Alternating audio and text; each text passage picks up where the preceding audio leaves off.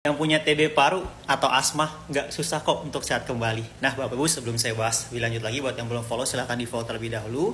Kalau mau konsultasi sama saya, ketik di kolom komentar, saya mau konsultasi supaya komunikasi kita nggak dibatasi sama TikTok ya. Dan jangan lupa di share, semoga jadi amal jariah. Nah sebetulnya kalau kita berbicara apakah bisa sembuh Pak dari asma atau mungkin juga dari TB paru, ya salah satunya dulu juga mengidap TB paru ya, TB paru dan akhirnya pun juga kena ke asma. Tapi saya jujur, asma itu saya nggak langsung full pakai inhaler karena belum parah, masih di gejala awal. Nah ini yang saya sebut, kalau misalkan penanganan di awal ada gejala dari TB paru ataupun penyakit asma, segera ditangani, jangan takut untuk periksa. Banyak banget yang konsul, Pak, takut periksa, takut didiagnosis macam-macam. Tenang, itu juga ada solusinya. Ada sebenarnya ada solusinya kalau Bapak Ibu mau belajar, mau pahami.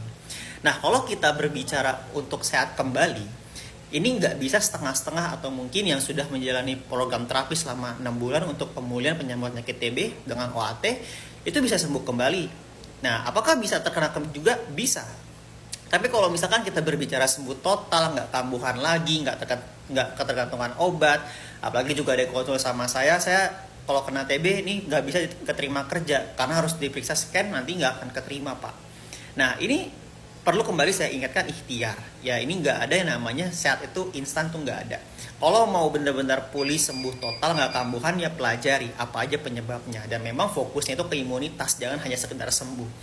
Kita semua pasti yang sakit pasti akan kena lagi, bahkan kambuh lagi. Kenapa? Karena nggak menjaga semuanya, pola makan, terus juga aktivitas fisik, olahraga, juga pertama pikiran, stres, ini juga mempengaruhi kesehatan Bapak Ibu.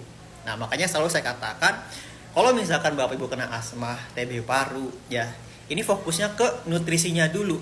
Karena nutrisinya yang tercukupi dari makanan, mungkin dari sumber lain, dari mikronutriennya, itu menguatkan imunitas Bapak Ibu.